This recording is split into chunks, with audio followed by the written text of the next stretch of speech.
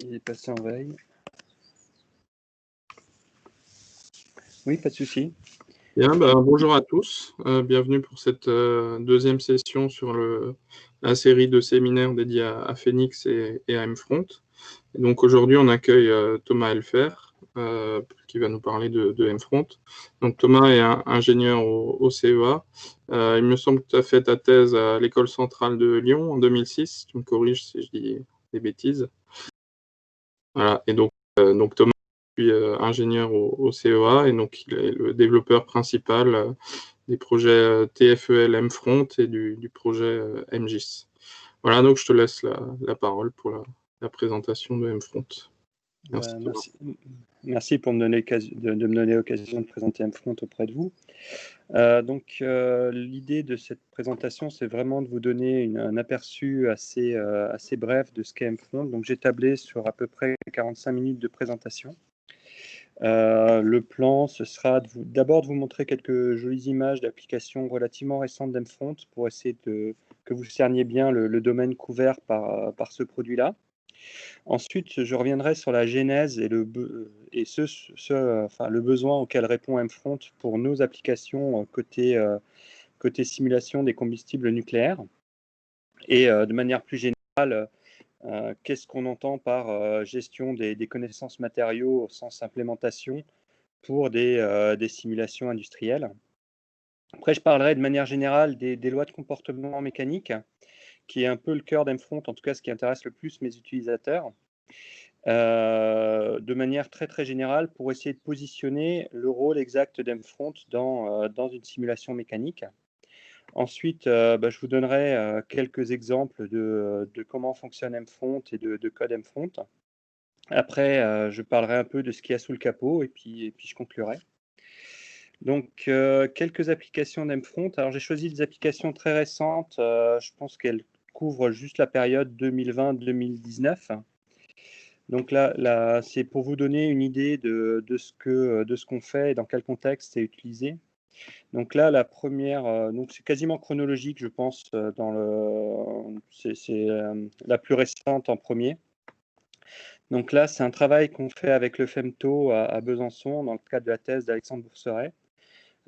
C'est simplement la simulation d'un essai d'indentation Berkovitch sur un monocristal. Alors, on m'entend correctement, hein, c'est bon, point de vue son? C'est bon, Thomas, on t'entend bien. Ok. Donc, c'est un résultat où on voit la marque de l'empreinte et la topographie résiduelle après l'essai, où on voit l'élévation des espèces de bosses le long des différentes faces. Et ça, c'est fait avec une loi de Merikaito en grande transformation dans 6.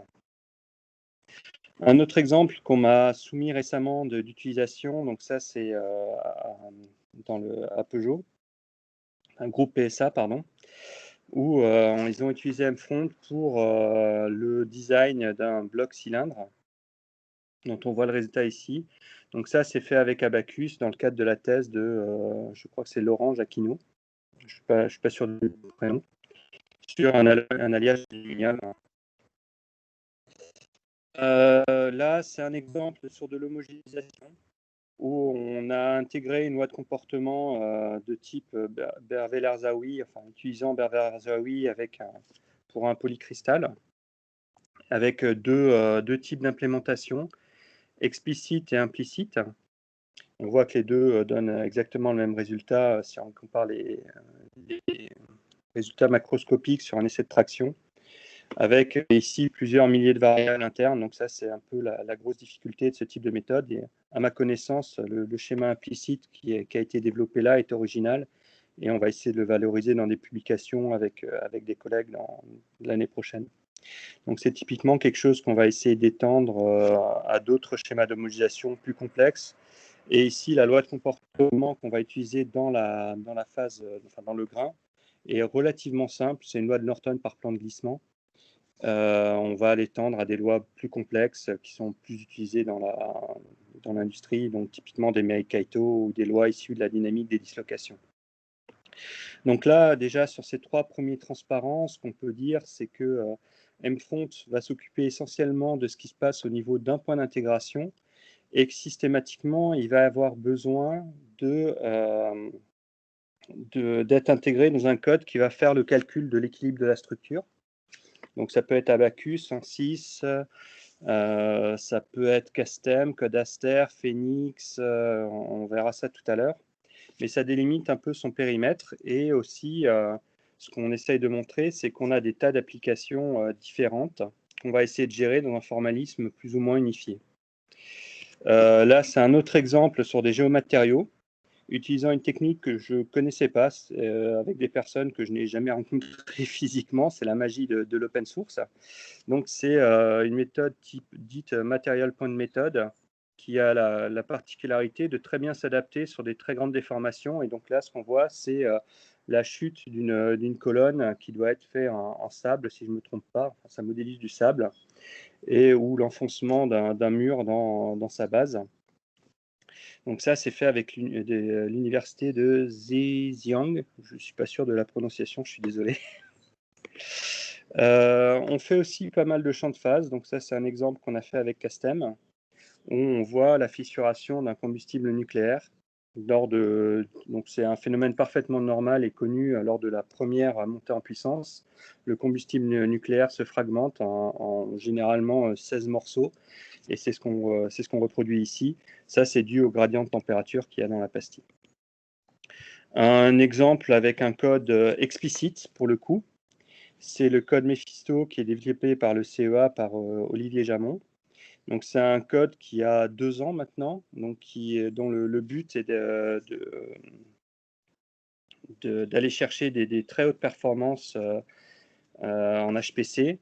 Et là, ce qu'il a montré comme exemple, c'est mince, j'ai le nom anglais sous la tête et du coup, ça m'échappe en français. Mais bon, donc de laminage, pardon, d'une plaque qui est modélisée en explicite. Un exemple de simulation de rupture ductile, donc là sur des éprouvettes Sharpie ou sur des éprouvettes en taille CT, toujours en utilisant Castem.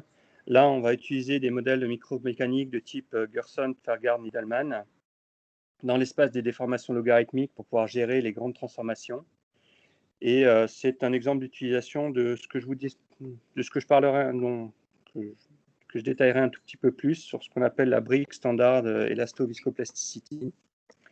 Donc ça, c'est dans le cadre du travail de thèse de Mohamed Choker. Un exemple d'un code qui s'appelle MOFEM, qui est développé par l'Université de Glasgow. Alors là, par contre, les noms, ne me demandez pas de les prononcer, j'y arriverai pas. Mais c'est un exemple d'une barre en traction où on voit, encore le nom m'échappe en français, je suis désolé.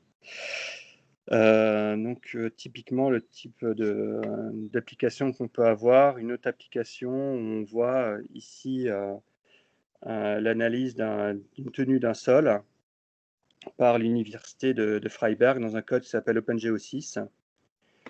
Voilà, donc de la mécanique des sols, de la rupture ductile, de la plasticité cristalline, encore de la plasticité cristalline, mais cette fois-ci avec une approche micromorphique pour essayer de modéliser la formation de bandes de cisaillement dans les grains. Donc ça, c'est un travail par Lionel Gélébar, Samuel Forest et Aldo Morano au CEA, qui est fait sur la base d'un solver FFT. Donc tous et puis là, c'est un dernier exemple, je crois, d'une barre où on utilise une loi de comportement de type Osford. Donc c'est un critère qui généralise le critère standard de Van Mises, où on va faire une fonction d'une barre, et c'est une loi relativement compliquée à intégrer, et son implémentation est décrite sur la page que j'ai montrée ici. Donc ça, c'est Alex Richin qui a fait ça sur ANSYS. Ah non, c'est ça le dernier exemple. Le dernier exemple, c'est de l'hyperviscoélasticité dans Codaster par une équipe de Barcelone qui mobilise des muscles. Alors, je ne sais pas si on le voit très bien sur l'écran, mais là, on voit bien que on retrouve toutes les fibres musculaires. Donc, ils ont réussi à simuler ça et à assez proche sur toute cette paroi abdominale. Donc, voilà. Donc, ça clôt un peu la première partie. Ce que je voulais vous montrer, et le principal message, c'est que on s'intègre dans un ensemble de solvers qui est assez différent. Et l'idée d'Mfront, c'est d'être capable de traiter un nombre de situations mécaniques très, très variées. Donc, loi des sols, rupture ductile, etc. Alors, pourquoi on a commencé à développer ça?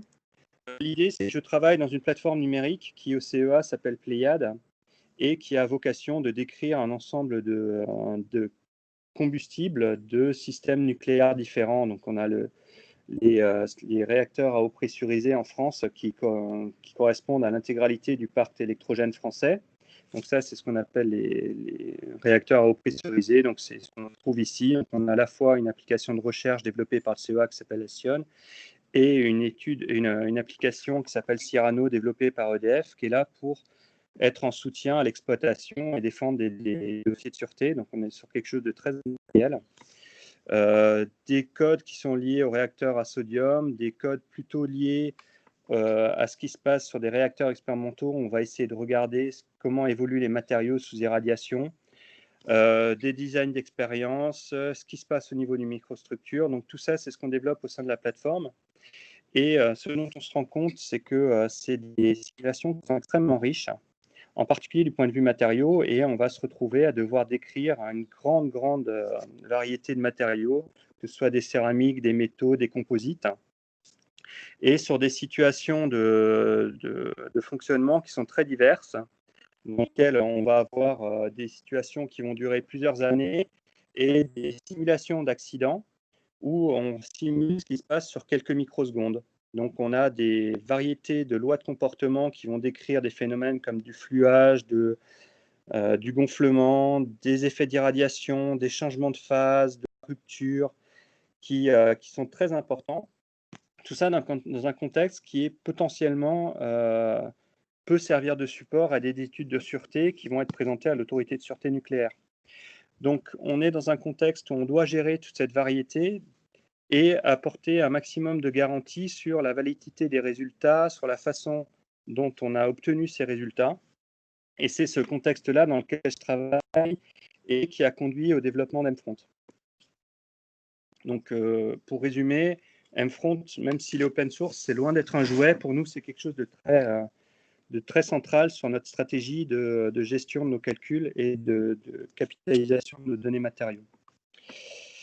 Alors, l'idée qu'on a aussi, et c'est ce qu'on appelle notre stratégie de gestion des connaissances matériaux, c'est qu'on va avoir d'une part un certain nombre de solvers mécaniques. Donc, typiquement au CEA, on a le solver Castem, on a sa future génération qui s'appellera Helix normalement.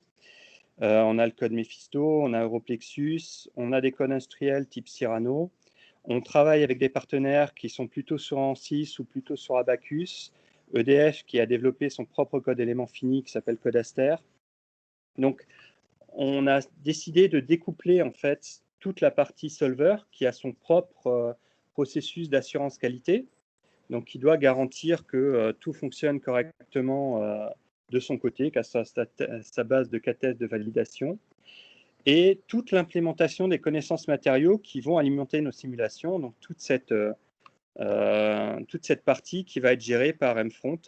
Et le lien entre les deux, c'est effectivement Mfront et l'outil d'identification. Donc ça, c'est quelque chose que je détaillerai pas aujourd'hui, puisqu'on en a développé un en interne. Donc ces deux aspects-là doivent être de procédures d'assurance qualité très strictes. Et on doit aussi être capable de garantir que tout ça fonctionne bien et qu'il y a une traçabilité complète aussi côté connaissances matériaux entre les données expérimentales et ce qu'on a implémenté et ce qui va servir dans les études d'ingénierie. Donc ça, c'est un peu mon cadre de travail habituel. C'est assez difficile d'en parler parce que je n'ai pas d'exemple que je peux sortir facilement, mais je pense que vous avez saisi l'intégralité de l'idée. Voilà. Donc, on va partir sur quelque chose qui vous intéressera plus sur ce que vous pouvez utiliser. Un petit rappel sur le rôle des lois de comportement mécanique dans un code de calcul. Donc ça, c'est assez classique. L'idée d'un code de calcul, quand on fait du quasi-statique, c'est de trouver un équilibre sur un pas de temps, et ce qu'on cherche, c'est un incrément de déplacement. Je suppose que je suis plutôt en élément fini ici, et plutôt une approche type déplacement. Donc là, l'idée, c'est d'annuler un résidu, ce résidu étant la différence entre les forces intérieures que je vais supposer dépendent de mon incrément de déplacement et des forces extérieures. Donc cette forme-là est plutôt vraie en petite déformation, mais ça s'adapte en grande transformation sans aucun souci. Et donc ce qui va m'intéresser, moi, c'est de calculer la réaction du matériau, donc les forces intérieures. Et quand on développe les éléments finis, quand on regarde le principe des travaux virtuels, on arrive à cette expression des forces intérieures. Une fois qu'on a discrétisé ça par éléments finis, on va apparaître le tenseur des contraintes qui, lui, dépend de l'incrément de déformation totale et du pas de temps, et qui est discrétisé en chaque point d'intégration. Donc quelque chose de très très classique, et que fait tous les solvers. Donc c'est pas très intéressant en éléments finis, mais enfin en mécanique, parce que tous les codes font ça. Ce qui est plus intéressant, c'est de le voir dans la perspective de Phoenix, où Phoenix en fait va faire toute cette partie-là pour nous, et c'est un peu sa vraie force, parce que dès qu'on va aller sur des lois généralisées, Phoenix va être imbattable, parce qu'il va générer en fait tout cet assemblage de forces intérieures à partir de ce que va donner la loi de comportement. Donc ça, c'est ce qu'on verra à la réunion suivante. Généralement, on résout ça par une méthode de Newton-Raphson, qui nous demande de calculer la dérivée du résidu par rapport à l'incrément de déplacement. Et là encore, ce qu'on arrive à montrer assez facilement, c'est que cette dérivée du résidu par l'incrément de déplacement s'obtient par un calcul local en chaque point d'intégration, qui va nous donner la dérivée des contraintes par rapport à l'incrément de déformation totale.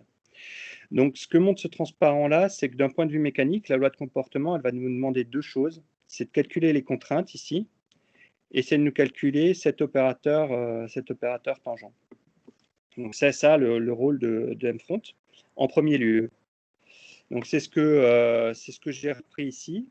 Donc, d'un point de vue mécanique, solver mécanique, si je me passe au niveau d'un point d'intégration, l'idée, c'est qu'en entrée de ma loi de comportement, je vais avoir les déformations début de pas de temps, les variables internes début de pas de temps, l'incrément des déformations, l'incrément de pas de temps.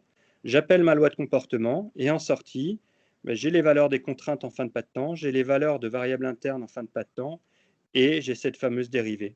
Alors, quand je parle de variables internes, en fait, c'est tout ce qui va décrire mon matériau. Donc, ça peut très fortement varier suivant le type de matériau ou le type de phénomène qu'on décrit. Ça peut être les déformations visqueuses si on en a, ça peut être des déformations plastiques, ça peut être des densités de dislocation, ça peut être des variables d'endommagement, enfin, toute la richesse qu'on peut trouver sur la mécanique. Voilà, si ce n'est que pour quelques cas spécifiques, il y a encore d'autres sorties qui sont intéressantes d'avoir. Donc ça, un épurateur de prédiction pour commencer maintenant. Donc là, il y a Codaster qui utilise ça. L'opérateur élastique est utilisé dans Abacus explicite pour essayer de déterminer a priori son pas de temps critique parce qu'il fait de l'explicite. Et on peut aussi avoir on peut demander à la loi de comportement des estimations d'énergie élastique stockée ou d'énergie dissipée. Donc ça, c'est typiquement des calculs explicites où on fait de la sous-intégration et on veut maîtriser un peu tous les effets d'Hourglass et de mode à énergie nulle, et voir s'ils n'ont pas d'impact trop significatif sur la qualité du calcul. Une fois que j'ai dit ça, j'ai décrit les principales fonctions d'une loi de comportement. Mais en fait, la loi de comportement peut donner beaucoup plus d'informations. Et ça, c'est aussi le rôle d'mFront, de faire en sorte que ce soit quasi automatique de les prévoir, ces sorties, en tout cas de permettre de les calculer. Donc typiquement, ce qui peut être très intéressant, c'est de permettre à la loi de comportement de sortir une estimation du prochain pas de temps, et de permettre au solver qui appelle mFront de faire une stratégie d'adaptation automatique du pas de temps. Donc typiquement, si on a une loi de comportement qui va décrire un changement de phase, si sur le changement de phase, on passe d'une phase à l'autre sur un seul pas de temps, enfin si sur le pas de temps, on passe d'une phase à l'autre sans état intermédiaire, c'est qu'on a certainement pris un pas de temps qui est trop grand. Si on a une loi de comportement qui est très robuste, mais qui conduit à une augmentation de 100% de la déformation plastique sur un pas de temps, on peut se dire que peut-être le pas de temps est un peu trop grand. Donc, c'est ce type d'information qu'on peut retourner au solver qui appelle mfront pour lui dire que très bien, même si on a réussi à converger localement, il y a quelque chose qui ne va pas. Ce qui est très important aussi pour nos applications, c'est de permettre d'avoir des bornes sur les différentes variables qui vont intervenir lors de l'intégration. Donc, on distingue deux types de bornes dans mfront. Il y a ce qu'on appelle les bornes physiques. Donc, typiquement, si ma loi de comportement dépend de la température et que cette température est en Kelvin, je ne vais pas spécialement apprécier que le code m'envoie une température qui soit négative. Donc, c'est signe en général qu'il y a un très, très gros souci dans la simulation et ça conduit, dans la plupart des cas, à l'arrêt des calculs.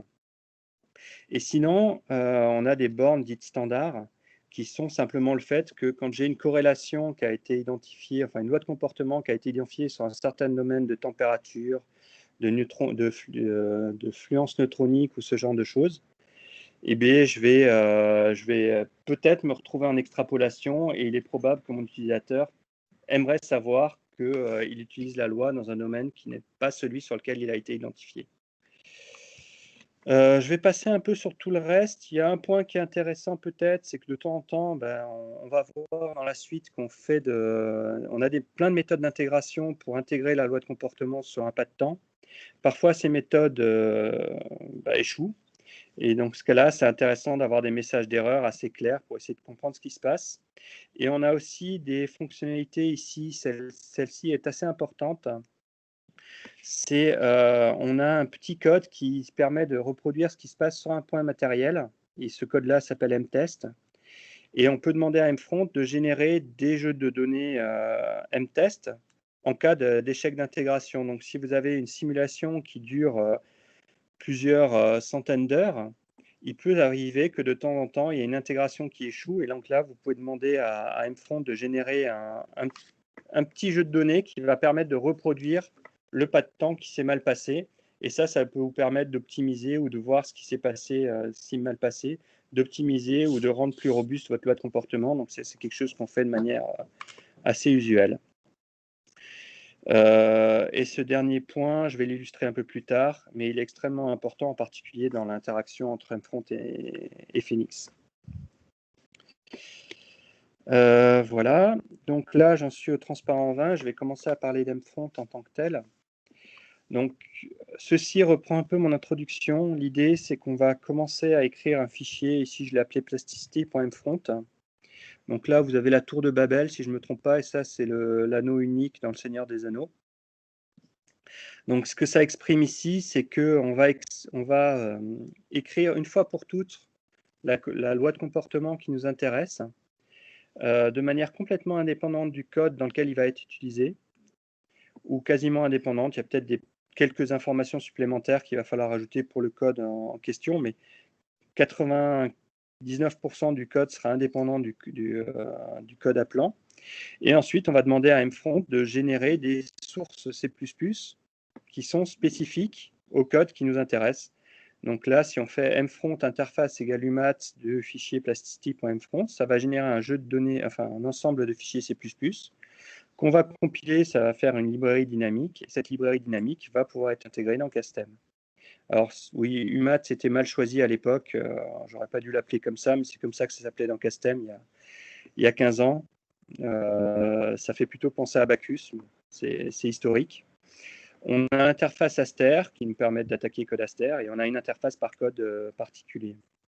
Alors, il y a aussi une interface dite générique qui est très, très liée au projet MGIS. mfront a eu un certain succès depuis sa mise en open source en 2014. Donc, j'ai eu pas mal de demandes de développeurs de code pour pouvoir utiliser des lois mfront dans leur code. Et comme je ne pouvais pas me permettre de maintenir une infinité d'interfaces différentes, on a créé une interface dite générique qui est en fait un truc qui est prévu pour les développeurs de code qui n'ont pas encore d'interface à eux.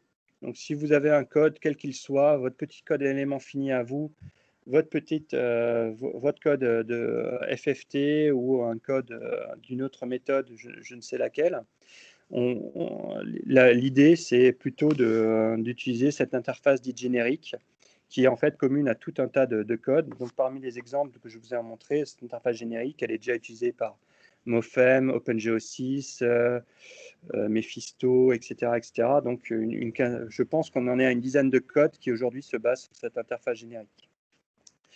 Donc, ce que je vous ai expliqué ici, c'est pourquoi est-ce qu'on parle d'outils de génération de code. C'est qu'on part d'une description de la loi de comportement qui se veut la plus physique possible, et on génère le C++. On sait gérer des propriétés matériaux. Donc, ce que j'appelle propriétés matériaux, c'est des modules Young qui dépendent de la température, c'est des coefficients de Poisson qui dépendent de la température, etc. Qui dépendent de tout un tas d'autres choses, de la porosité, par exemple. Les lois de comportement qui sont, comme je l'ai dit, ce qui intéresse le plus les utilisateurs aujourd'hui, parce que c'est la partie la plus compliquée à écrire. Et aussi des modèles simples d'évolution physico-chimique de mes matériaux sous irradiation, de calcul de gonflement ou de changement de phase. Donc ça, c'est aussi une autre catégorie de connaissances matériaux qu'on gère avec MFront. Et on sait faire des petites déformations, des grandes déformations, des modèles de zones cohésives. Et depuis 2 ans, on travaille beaucoup, et ça, c'est ce qu'on va illustrer plutôt dans le dernier séminaire avec Jérémy, des lois généralisées, donc plutôt non locales ou multiphysiques. MFront a plutôt trois grands objectifs. C'est d'être efficace numériquement, donc ça, c'est très important pour nous. Donc, on a pas mal de benchmarks qui montrent qu'on est assez efficace par rapport à d'autres implémentations. Je n'ai pas connaissance d'implémentation qui soit nettement plus efficace qu'MFront, mais ça m'intéresserait s'il y a des gens qui veulent faire des benchmarks, j'en serais très heureux. Sur la portabilité des connaissances matériaux, donc, il y a une mini-liste qui s'est largement étendue depuis de code dans lequel on peut utiliser les lois MFront. Et surtout, on essaye de faire en sorte que celui qui va écrire sa loi de comportement avec MFront trouve ça relativement facile. Alors, je dis relativement facile parce que une loi de comportement mécanique, c'est tout sauf facile, surtout si on veut faire avoir des performances assez élevées. Moi, j'aime bien cette petite locution latine qui dit en gros, si vous commencez à lire les docs d'MFront, vous serez vite perdu. Parce que c'est très très large, et puis j'espère que je vous ai convaincu sur l'introduction qu'on traite énormément de problèmes différents. Donc les utilisateurs peuvent être assez perdus, mais ce qu'on essaye de faire, c'est plein de petits tutoriaux qui expliquent sur des cas précis comment on peut implémenter une loi alors, de type endommagement, hyperélastique, hyperviscoélastique. Et si jamais vous êtes dans ce cas où un tutoriel correspond peu ou prou à la loi qui vous intéresse, en général, les gens arrivent à s'y mettre facilement et arrivent à développer leur propre exemple. Par contre, partir directement de la documentation générale, il y a un côté assez décourageant parce que c'est assez énorme et on ne voit pas par quel bout prendre la chose. Bon, je vais passer vite sur cet exemple. Ça, c'est typiquement le type de service que vous rend MFront. Si vous êtes en grande transformation, il y a une infinité de définitions de l'opérateur tangent cohérent et chaque code a quasiment choisi le sien. Voilà, donc vous avez par exemple Codaster a choisi la dérivée de la contrainte de Kirchhoff par rapport à l'incrément spatial du gradient de la transformation. Donc c'est quelque chose d'ultra spécifique. Calculix a choisi la dérivée du second tenseur de Piola-Kirchhoff par rapport à Green-Lagrange, etc., etc. Certains codes ont la possibilité d'utiliser plusieurs opérateurs tangents cohérents. Et ce que fait typiquement MFront pour vous dans ce cas-là, c'est que si vous implémentez une version de l'opérateur tangent cohérent, il se charge par un petit graphe qui est ici de déterminer comment transformer votre opérateur tangent cohérent attendu par le code que vous voulez utiliser. Donc ça, c'est automatique et il se débrouille, il fait un petit trajet dans ce graphe-là pour essayer de trouver la transformation qui lui demandera le moins d'efforts pour calculer l'opérateur tangent cohérent attendu. On va discuter un peu de comment fonctionne MFront après. C'est une approche qui est très échelonnée. Alors, à la base d'MFront, il y a le langage C++. Au-dessus, on a des librairies donc, qui font partie du projet qui s'appelle TFEL. Donc une partie mathématique qui vous donne tout un algèbre tensoriel qui permet d'exprimer toutes les lois de comportement sous forme tensorielle. Et une partie matériaux dans laquelle on va trouver des critères prédéfinis donc, qui sont prêts à être utilisés, donc des critères de Sford, des critères de Barlab pour la mise en forme, tout un tas de critères pour la mécanique des sols. Donc ça, on reste au niveau C++. Et ensuite, là, on rentre dans le domaine d'Mfront et on a ce qu'on appelle des langages spécifiques au domaine. Donc, il y en a un pour les propriétés matériaux, donc ça, c'est pas très riche, un pour les modèles, et pour les lois de comportement, il y en a tout un tas, en fonction du type de loi de comportement que vous voulez utiliser, donc, et du type d'algorithme d'intégration que vous voulez utiliser. Donc, quand vous prenez la combinaison des deux, ça vous donne un langage spécifique. Et côté Mfront, ça veut dire un ensemble de mots-clés particuliers, une syntaxe particulière pour écrire votre loi de comportement. Et au-dessus de ça, on a rajouté ce qu'on appelle des briques. Et ces briques-là sont là pour faire une grande partie du travail à votre place quand elles s'appliquent. Donc, c'est ce que je vais montrer juste maintenant. Donc, il faut reconnaître ça. Il faut peut-être avoir ce diagramme qui est pas très joli, je m'en excuse. En tête quand on aborde Mfront. Si on est capable d'utiliser une brique, en général, tout est très facile. Et si on n'est pas capable d'utiliser une brique, il faut descendre un peu dans ces différentes couches. Alors, plus on descend dans la couche, plus on peut implémenter de choses très générales, mais moins c'est facile d'utilisation. Donc, pour les lois de comportement, comme je le disais, on a plusieurs langages spécifiques. Donc, on a une famille qui s'appelle Default, elle, qui est très, très générale, mais qui ne donne aucune méthode d'intégration prédéfinie. On a quelques langages spécialisés pour des formes de lois très particulières. Si on veut utiliser des algorithmes d'intégration de type Runge-Kutta, on a des langages dédiés au Runge-Kutta. Et la famille la plus utilisée, c'est des intégrations implicites. Et on voit à chaque fois qu'on a plein d'algorithmes disponibles, que ce soit des algorithmes à pas de temps adaptatif pour du Runge-Kutta, ou des méthodes de type Newton pour de l'implicite, des méthodes Newton où on approxime numériquement le jacobien, des méthodes sans jacobien de type Broyden, des méthodes globalisées type Powell-Dogleg ou Levenberg-Marquardt. Enfin bref, on a toute une zoologie de méthodes qui sont prêtes à l'emploi. Il suffit en général d'indiquer un mot-clé pour pouvoir passer d'un algorithme à l'autre. J'arrive enfin à ce à quoi ça ressemble d'implémenter une loi de comportement avec Mfront. Et là, c'est avec la brique standard Elasto-Viscoplasticity. C'est un modèle de Moore-Coulomb non associé. Et l'idée de la brique standard Elasto-Viscoplasticity, j'adore les noms très longs, c'est de vous fournir un certain nombre de composants prédéfinis. Donc là, ici, dans cette partie-là, j'espère que vous voyez quand je souligne le texte. Dans cette partie-là, on définit simplement que la relation entre les déformations élastiques et la contrainte, c'est la loi de Hooke.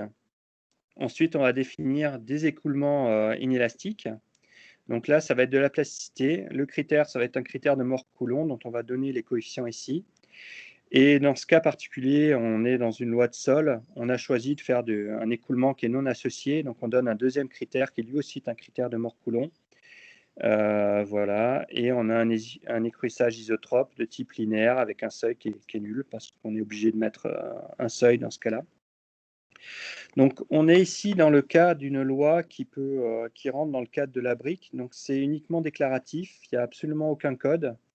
Et si vous avez la chance qu'on ait déjà codé le critère qui vous intéresse, la règle d'écrûssage cinématique qui vous intéresse ou la règle d'écrûssage isotrope qui vous intéresse, c'est assez simple d'écrire votre loi de comportement comme ça. Et derrière, Mfront va générer tout le code pour faire l'intégration.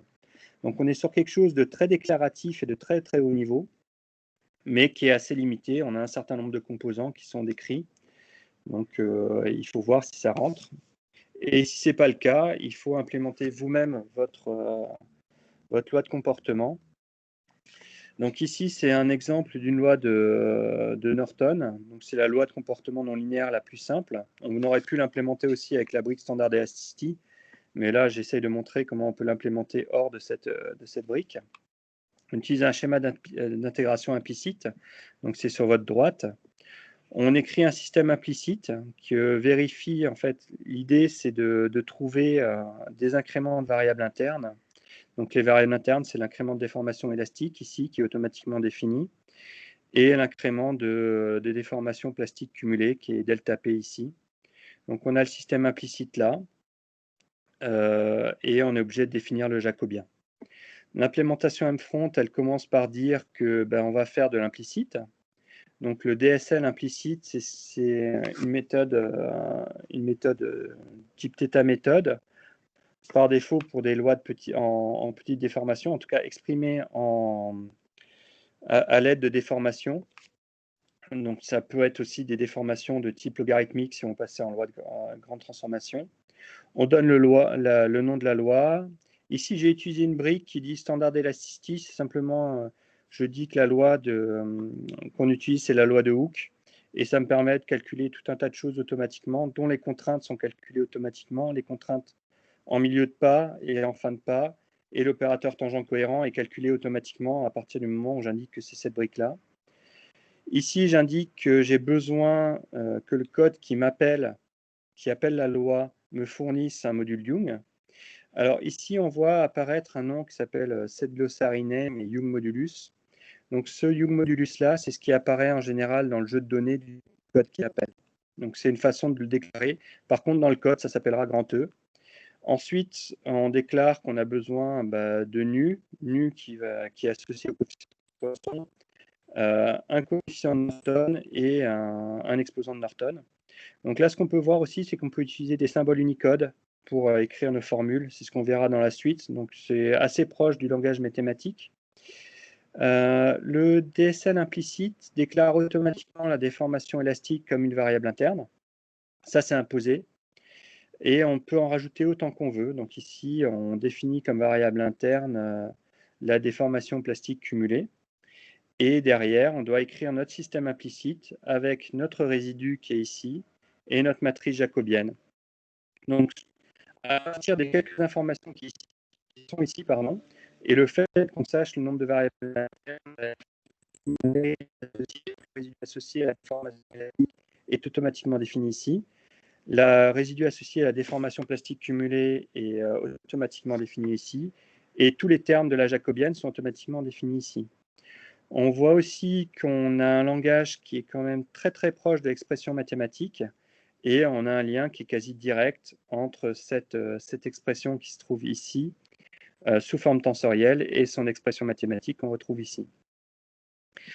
Donc quelque chose d'assez agréable à utiliser, d'assez visible. Bon, ça c'est le point de vue de l'auteur qui est forcément biaisé. Et par défaut, on a caché tous les détails de programmation qui ne sont pas essentiels et surtout tous les détails numériques. Par contre, on a toutes les options pour agir sur comment mFront va faire son calcul numérique, etc. Sous le capot, on a la bibliothèque d'optimisation qui s'appelle TLMAS. Donc celle-là va nous fournir tous les objets tensoriels. Donc en particulier, on va pouvoir écrire qu'un tenseur A est égal à un tenseur B plus un tenseur C. Il faut faire attention qu'on optimise énormément ces opérations-là. Et ce qu'on fait, c'est de l'évaluation paresseuse, c'est-à-dire que tant qu'on n'a pas un objet concret tensoriel à laquelle on va affecter cette expression-là, elle n'est pas évaluée. Et l'idée, c'est que toute opération intermédiaire peut être éliminée par le compilateur. Donc ça, c'est des techniques d'optimisation qui sont assez avancées. De la même manière, ce qu'on fait dans mFront, c'est qu'on va compiler chaque loi de comportement par hypothèse de modélisation supportée. Donc, une hypothèse de modélisation, c'est le 3D, ça peut être le 2D contrainte plane, le 2D déformation plane, l'axe symétrie, etc. Et à chaque fois, on va savoir très exactement quelles sont la taille mémoire des objets qu'on va utiliser.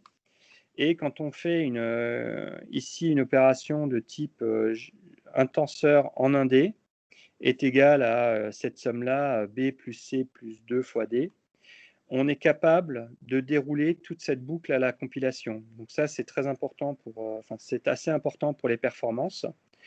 Il n'y a aucune allocation dynamique de mémoire, ce qui induit quelques contraintes sur les lois qu'on peut utiliser en M-Front.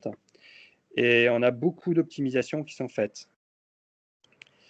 Voilà, je vais passer très rapidement là-dessus parce que là, on rentre vraiment dans le domaine de la programmation. On a une programmation basée sur ce qu'on appelle des concepts et des spécialisations partielles. En gros, ça signifie que quand on calcule la contrainte de von Mises, par exemple, on a une version pour le 1D, une version pour le 2D, une version pour le 3D. Alors pour von Mises, ça ne sert pas à grand-chose. Par contre, si on a des opérations sur des valeurs propres ou ce genre de choses, elles sont systématiquement optimisées suivant qu'on soit en 1D. Alors, tout est trivial sur les valeurs propres en 1D, puisqu'il n'y a pas de termes extra-diagonaux. Et donc, le tenseur est déjà diagonalisé. Par contre, en 2D, on a des formules spécifiques, et en 3D, on utilise la formule générale. Je vous ai montré tout à l'heure qu'on avait besoin de calculer des blocs de jacobienne quand on faisait une intégration implicite. En fait, ces blocs de jacobienne qu'on retrouve ici sont directement des vues mémoire d'une plus grosse matrice qui est celle qu'on va utiliser pour Newton-Raphson. Donc, il n'y a pas de copie, il y a des indirections directement au moment de la compilation pour calculer les offsets mémoire, etc. Donc, tout ça, c'est le travail qui est fait en sous-main dans la librairie Tfelmas. Quelque chose que je veux implémenter depuis longtemps dans M-Front, qui existe dans la librairie depuis très très longtemps, mais que je n'ai pas encore réellement branché dans M-Front, c'est la vérification à la compilation qu'on n'additionne pas des contraintes et des déformations. Donc ça, on est parfaitement capable de le faire, et c'est le compilateur qui va vérifier si l'opération est licite ou pas. C'est-à-dire que ça n'a aucun coût à l'exécution.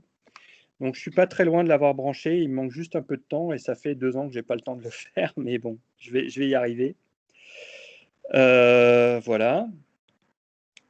Le petit mot sur cette partie-là, c'est que toutes ces techniques de programmation qui servent à l'optimisation de l'implémentation des lois de comportement, elles sont vraiment très au-delà de ce que de la plupart des compétences de programmeurs C++ que j'ai pu rencontrer. Alors ça, c'est à la fois un avantage et un inconvénient, c'est qu'on a pu aller très très loin dans l'optimisation des librairies qu'on a générées.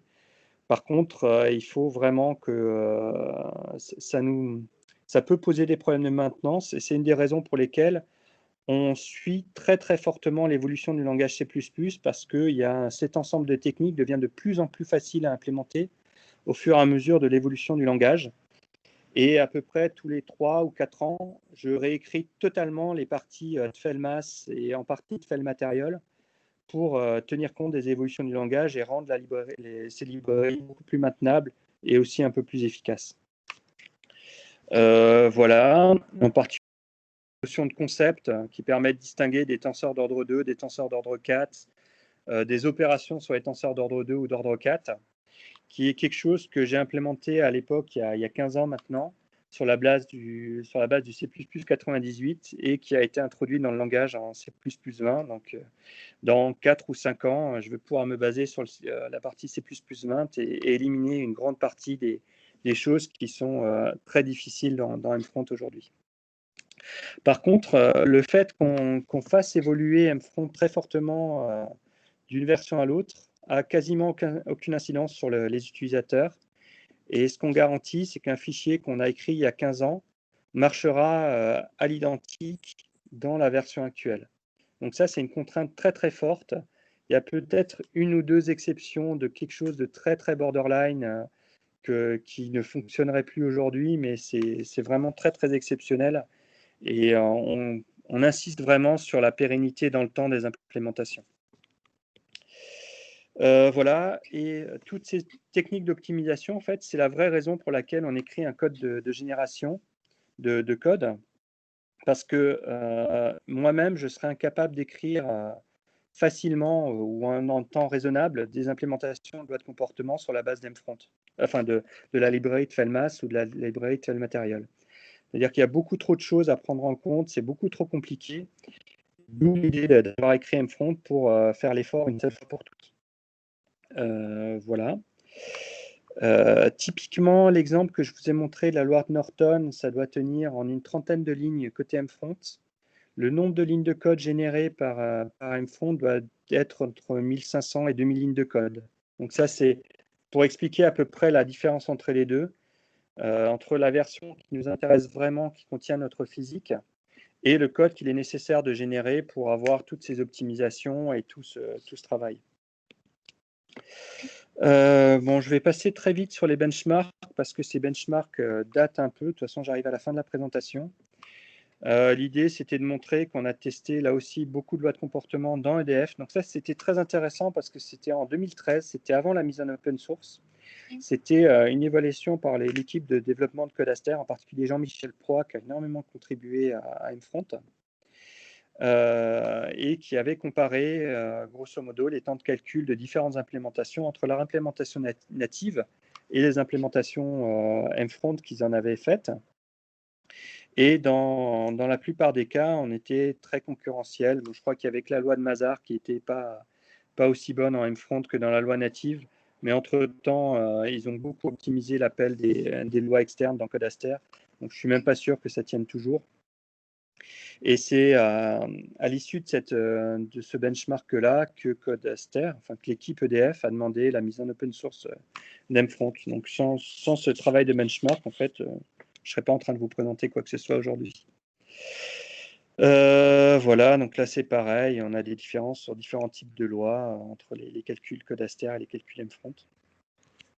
On a fait la même chose sur des lois très simples dans Abacus standard, et là j'ai jamais compris comment c'était possible que je sois que je sois nettement plus rapide que Abacus, que ce soit sa version UMAT. C'était Dominique Deloison qui était à l'époque à Airbus. Maintenant, il est passé côté Ariane Group, qui avait fait ses benchmarks. Et on était très concurrentiel de l'implémentation native. Et ce qui me semblait assez étonnant vu le degré d'optimisation d'Abacus, mais c'était très intéressant pour une loi extrêmement simple. C'était vraiment une loi de plasticité de type écrouissage linéaire avec un critère de von Mises. Donc vraiment type de situation où Mfront est particulièrement pénalisé parce qu'on passe par une loi externe et qu'on peut faire des choses bien plus optimisées dans le code, dans un code si on sait ça. Finalement, on n'était pas si mauvais. Voilà, quelques conclusions et perspectives. Donc, Mfront continue de s'améliorer et chaque version apporte son lot de nouveautés qui a pour vocation de simplifier son utilisation. Je pense qu'aujourd'hui, l'écriture en Mfront n'a plus grand-chose à voir avec celle d'il y a 10 ans. Je ne sais pas ce que ça donnera dans 10 ans. On a toujours un pied dans le monde industriel et un autre pied dans le monde académique.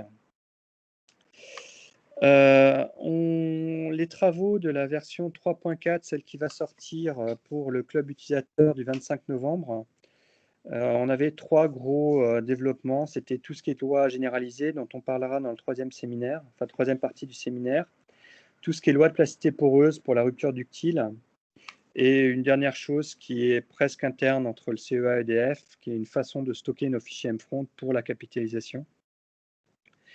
Voilà, on va détailler tout ça lors de la journée d'utilisateur 25. Si vous voulez vous inscrire, il y a encore de la place, il n'y a aucun souci. Et l'année prochaine, on va partir sur une nouvelle version majeure qui va être surtout portée par le besoin de passer à la norme 17 du standard C++, donc avec tout ce que je vous ai expliqué de travail de nettoyage de code et de mise à jour. Et toujours la volonté que tous les fichiers Mfront qu'on écrive aujourd'hui soient complètement compatibles. On va avoir un très gros travail dans lequel Jérémy est impliqué sur l'homogénéisation et faciliter l'implémentation de lois homogénéisées dans Mfront. Donc typiquement, je vous ai donné un exemple en début de présentation. Mes collègues allemands de Freiberg aimeraient beaucoup travailler sur tout ce qui est data-driven. Donc, on va essayer de regarder ça. J'ai un collègue qui est très, très féru de calcul sur GPU et on espère pouvoir lancer un postdoc là-dessus. Voilà, donc il y a pas mal de choses qui nous intéressent et sur cette future version. Puis si vous avez des idées, des projets, je sais pas, de l'écriture symbolique de loi de comportement, on pourrait aussi regarder ce qu'il est possible de faire. C'est des demandes assez récurrentes. Mais c'est typiquement ce vers quoi on va tendre, au moins dans un futur très proche. Voilà, donc là, je vous ai fait une très longue introduction à Mfront en tenant à peu près mon timing. On n'en a vu qu'une partie très très courte et je vous ai finalement fait que 2 planches sur comment on implémente une loi de comportement Mfront. Vous pouvez bien imaginer que c'est très, très très court et pas suffisant. Il y a le projet, donc cette adresse qui est ici, qui est l'ensemble des tutoriaux dont je vous ai parlé, qui vous permet de savoir, suivant que vous êtes intéressé par l'hyperélasticité, l'hyperviscoélasticité, de l'élasticité non linéaire, de l'endommagement, etc. S'il n'y a pas une loi qui est très très proche et qui est déjà décrite dans un tutoriel, je pense que c'est la meilleure façon de procéder. Mon expérience, c'est qu'en fonction des utilisateurs, il y a des temps d'apprentissage qui sont très très différents. J'ai des utilisateurs qui ne demandent absolument rien et qui partent très très vite sur des lois de comportement très complexes. Et 2 ans après, j'apprends qu'ils ont fait des choses incroyablement compliquées sans que je n'ai jamais eu connaissance. Il y en a d'autres qui ont plus de mal parce qu'il y a un côté programmation, parce qu'il y a beaucoup d'étapes à franchir. Donc là, ça dépend de votre expérience personnelle. Donc là, il ne faut surtout pas hésiter à demander. Je ne pense pas avoir jamais refusé à qui que ce soit de faire les premiers pas avec lui pour lui montrer comment ça peut marcher, ou qu'on commence à écrire les équations ensemble et qu'on commence à avoir un canevas qui lui convienne pour qu'il fasse ses premières expériences. Il ne faut surtout pas hésiter. Donc encore une fois, la meilleure façon de commencer, c'est la galerie dont j'ai parlé. Et de temps en temps, j'organise des sessions de formation, donc sur 2 jours. Ça dépend des demandes. Si jamais il y a suffisamment de personnes intéressées, faites-moi connaître. On pourra peut-être en organiser une. Voilà. Donc, je n'ai pas du tout parlé du projet MGIS, qui sera surtout l'occasion de parler de la 3e session. Donc, c'est ce que j'ai expliqué, c'est que c'est une façon pour les solvers de pouvoir interroger les lois générées par Mfront avec l'interface générique. Donc, ça s'adresse vraiment aux développeurs de code, ce projet. Et c'est ce qu'on utilise dans Phoenix, OpenGeO6, Mofem, Mephisto, Kratos Multiphysique, Xper. Xper, c'est un code de l'IRSN. Des codes de Material Point Model. Bref, on a fait pas mal d'expérimentations. Donc ça, on en parlera un peu plus dans la partie Phoenix, la prochaine présentation. C'est pareil, ça c'était simplement pour faire la transition avec la 3e présentation. Je pense que Jérémy nous a tous convaincus lors de la première présentation que Phoenix était extrêmement bon dans tout ce qui concerne les lois de comportement généralisées, parce qu'il a une faculté très très forte de créer des étapes d'assemblage des matrices et des forces intérieures à la volée. Par contre, c'est un peu plus difficile d'écrire des problèmes, des lois de comportement complexes directement avec Phoenix. Et l'idée de la 3e partie sera de vous montrer comment on a réussi à combiner les deux via le projet qu'a développé Jérémy, qui est ce module Python qui s'appelle mgis.phoenix. Voilà, il y a pas mal de façons de contribuer au projet. C'est un projet open source, donc si vous sentez le courage de contribuer, ce sera avec plaisir.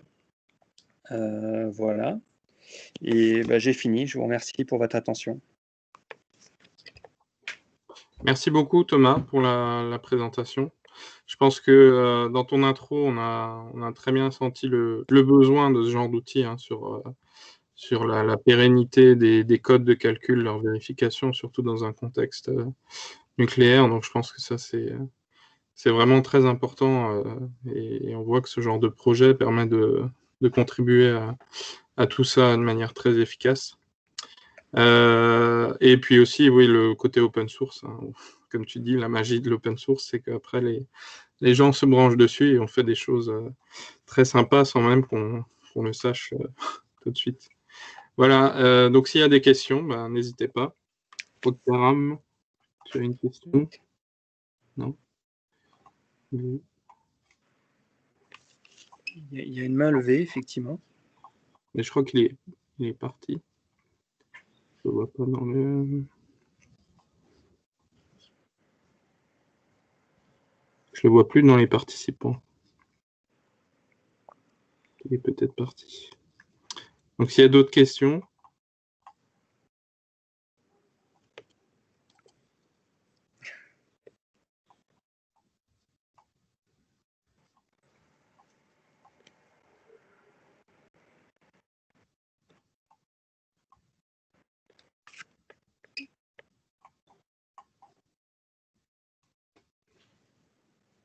Pas de questions? Peut-être moi j'en ai une pour commencer sur tout ce qui est plasticité multisurface. On sait qu'on a souvent des problèmes d'intégration sur l'étape autoradiale quand on a des intersections de surface et tout. Il y a des choses spécifiques dans MFront là-dessus? Alors, on a pas mal travaillé là-dessus. Il y a deux choses spécifiques. Alors, dans la brique standard Elasticity, on peut très facilement déclarer plusieurs écoulements plastiques, donc des surfaces de charge différentes. Et la façon dont c'est traité, c'est par une méthode des statuts. Donc, on a des indicateurs, des variables booléennes qui disent est-ce que cette loi est active ou pas. Et on va reboucler on va faire des hypothèses suivant généralement à partir de la prédiction élastique pour savoir si tel mécanisme est activé ou pas. Et en fonction on va résoudre notre système implicite avec cette hypothèse-là. Et si jamais on se rend compte a posteriori, une fois qu'on a convergé, que les hypothèses n'étaient pas valides parce que soit on avait un mécanisme qui était activé, mais ça conduit à une déformation un multiplicateur plastique négatif, c'est qu'on n'aurait pas dû l'activer. Inversement, si on se rend compte qu'on n'avait pas activé un mécanisme, mais qu'on dépasse la surface de charge dans notre solution, on va recommencer l'intégration, mais en activant le mécanisme. Donc comme ça, en activant, désactivant les mécanismes, on y arrive. J'ai fait quelques tests aussi avec des fonctions de complémentarité de type Fischer-Burmeister qui sont disponibles dans la librairie de Fellmas. C'est moins efficace que les statuts dans la plupart des cas. Ça, c'est quelque chose que j'ai constaté. Mais ça marche très bien en plasticité cristalline, parce que la plasticité cristalline est un cas particulier où, suivant certaines directions de chargement, on a une dépendance linéaire de l'ensemble des écoulements. Et cette dépendance linéaire fait qu'on a des indéterminations. Donc, si on fait un Newton standard, on se retrouve avec une matrice jacobienne qui est très exactement, enfin, dont le déterminant est très exactement 0. Et de manière assez facile, la fonction complémentaire gère ce problème-là et conduit comme par magie à la solution qui est la plus dissipative, qui est justement celle qu'on veut. Donc ça, c'est assez efficace dans ce cas-là. Donc on a plusieurs solutions pour gérer ça. Bon, sachant qu'industriellement, la plupart en particulier au centre des matériaux, au milieu de Paris, ils aiment beaucoup faire de la régularisation visqueuse. Donc ça se fait aussi. Je trouve que ça conduit à plus de difficultés numériques qu'autre chose, parce qu'en général, on prend des exposants qui sont très élevés, et ça, c'est toujours difficile à gérer. Et si on veut brancher un autre solver, parce que tu as parlé de méthode des statuts, est-ce qu'il y a d'autres techniques aussi après pour type des algorithmes de poids intérieur, par exemple? Est-ce que ça demande de rentrer très loin dans le code c'est au niveau de Fell, j'imagine? Alors, par exemple, la méthode des statuts, on arrive à l'intégrer sans faire un seul développement dans une front. C'est-à-dire que tu le gères, ce qu'on a, c'est on a un bloc de code qui permet de définir le résidu sa jacobienne qui va être appelé au corps du Newton. Et on a un autre bloc de code qui permet de vérifier a posteriori si la solution est bonne. Et donc, ce qu'on fait, c'est qu'on résout notre système implicite et on appelle ce nouveau bloc de code en disant est-ce que la solution est valide ou pas. Et si on dit non, c'est pas valide, on peut recommencer la résolution du Newton. Et typiquement, tes méthodes, ces méthodes-là, je pense qu'on pourrait le faire comme ça, c'est-à-dire converger avec une certaine valeur de la barrière, arriver dans ce pas-là, mettre à jour la barrière, recommencer. On a fait ça très récemment, c'est ce qu'on montrera lors du Club UM Front, pour gérer des lois de plasticité ductile qui sont extrêmement difficiles à manipuler parce qu'il y a tout un tas de seuils partout. Des seuils d'activation, de désactivation, des mécanismes de nucléation, ce genre de choses. Et donc, ce qu'on a fait, c'est qu'au lieu de traiter la porosité dans le système implicite, on a fait comme en champ de phase, on a découplé les deux et on a fait une méthode échelonnée avec un point fixe où on converge à porosité constante parce qu'on a un super problème bien joli, bien quadratique à porosité constante. Et ensuite, une fois qu'on a convergé sur notre point fixe, on met à jour la porosité, enfin sur notre implicite, on met à jour la porosité jusqu'à converger. Et ça, on l'a fait de manière complètement externe, c'est-à-dire sans développement interne à MFront. Après, quand on a intégré ça dans la brique standard élasto-viscoplasticity, parce que c'est un des gros développements de cette année, effectivement, là, il a fallu rentrer dans le cœur d'MFront et mettre les mains dans le cambouis pour que ça devienne facilement accessible à d'autres. Mais il y a pas mal de choses qu'on peut faire. Meilleure approche, quoi. Ouais. Ok.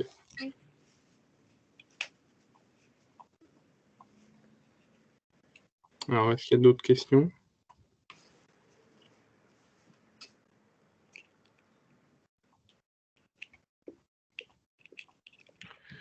Oui, peut-être, Michel Borner, je ne sais pas si vous m'entendez. Oui, on t'entend, Michel. Bon, ça va être une question de non-numéricien, mais bon, d'homogénéisateur. Donc là, tu évoquais à la fin l'intégration de lois de comportement issues du monde de l'homogénéisation. Et donc, certaines composantes me semblent assez naturelles, d'autres, comme par exemple le calcul de la matrice de tangente cohérente, c'est quelque chose qui n'est pas du tout fait en standard dans ce genre de méthode. Est-ce qu'il y a des outils pour la calculer numériquement ou est-ce qu'on en a systématiquement besoin? Alors, le côté systématiquement besoin, ça dépend du code dans lequel on utilise. Oui. Un code de FFT n'utilise pas la tangente cohérente. Oui. Un code explicite n'utilise pas la tangente cohérente. Castem, par défaut, n'utilise pas la tangente cohérente parce qu'il fait du point fixe avec une méthode d'accélération. Oui. Donc, je dirais que ce n'est pas nécessaire. Par contre, si on veut que la loi soit portable, c'est-à-dire qu'elle puisse se servir dans n'importe quel contexte, et en particulier des contextes industriels type Abacus ou ANSYS, s'il n'y a pas la tangente cohérente, je pense que c'est illusoire de vouloir le commenter.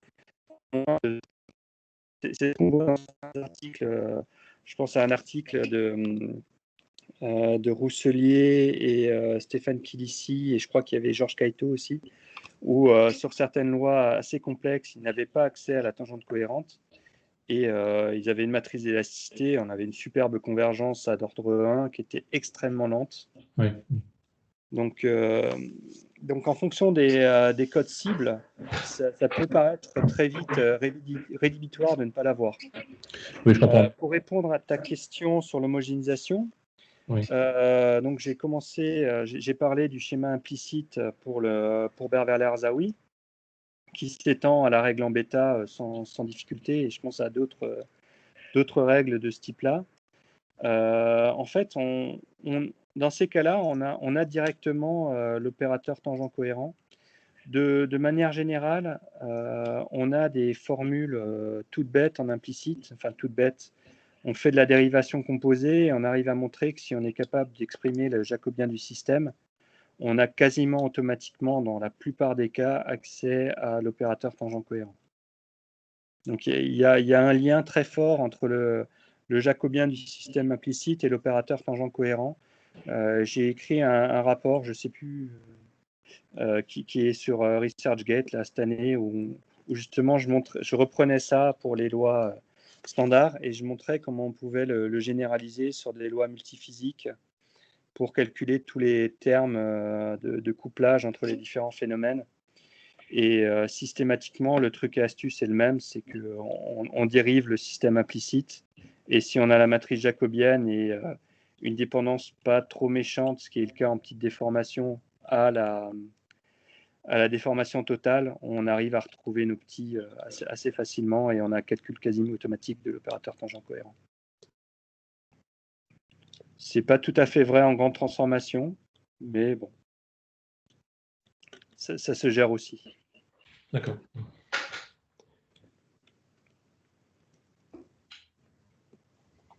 Ok, merci. Est-ce qu'il y a d'autres questions?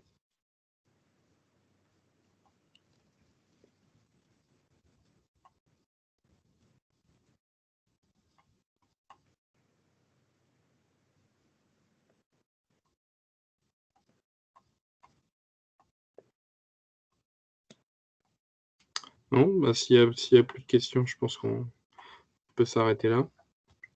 Et donc, on se retrouvera la semaine prochaine pour la dernière session. Donc, merci encore à tous d'avoir participé. Merci à Thomas pour la présentation. Je ne sais pas si je peux mettre tes slides aussi à disposition, Thomas. Sans souci, je pense que je les mettrai de toute façon sur les pages du projet sur ResearchGate, donc Okay, il n'y a vraiment aucun problème. Ok. Donc comme ça, on mettra la vidéo aussi pour ceux qui n'étaient pas là aujourd'hui éventuellement. Et donc on se voit la semaine prochaine pour ceux que ça intéresse, pour la troisième partie de cette série de séminaires. Merci à tous, bonne journée. Merci, au revoir. Merci, au revoir. Au revoir.